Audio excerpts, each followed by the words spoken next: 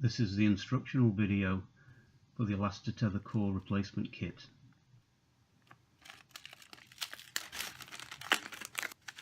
The kit includes the Elastatether core, a stainless steel feeder wire and 2 alcohol lubrication pads. Also detailed instructions. Be sure to read through those also in addition to this video.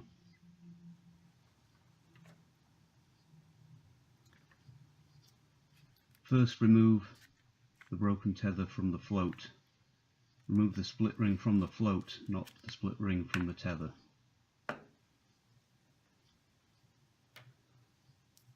Put your fingernails around the back of the termination cap and pull. The cap will come off.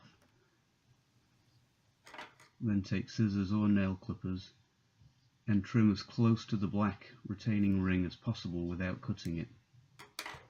You'll then find it will be quite easy to pull the ring apart and the remaining elastic will pop off.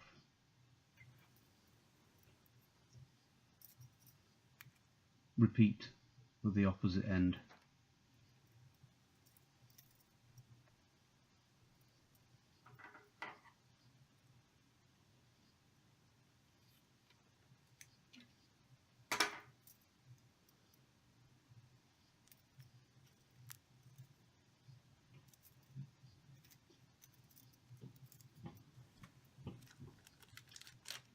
And take the replacement core out of its black UV resistant bag, straighten it and take the termination cap that has the clip attached to it first and insert the core through the ring, around the back of the cap and then back through the ring.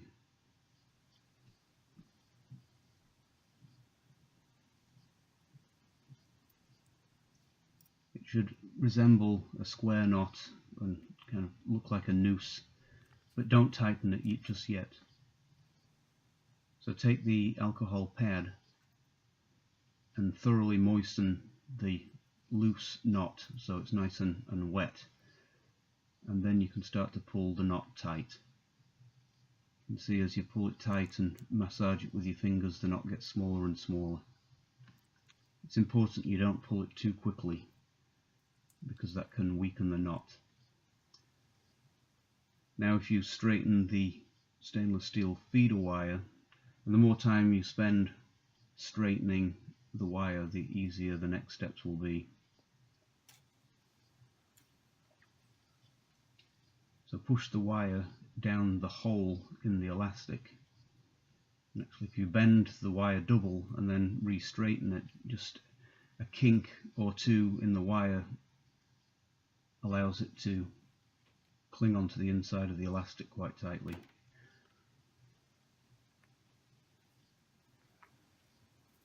So continue to straighten the wire and then feed it down the longest tube first, so the elastic emerges out of the receiving socket. Then take the wire and feed it through the bullet that goes into the receiving socket and pull it all the way through. At this point the elastic's under tension, so you have to be careful not to let go. It's also a lot easier to feed the elastic through the tube if it's hung vertically, or if someone helps you hold the tube straight. So repeat the same knot on the opposite end.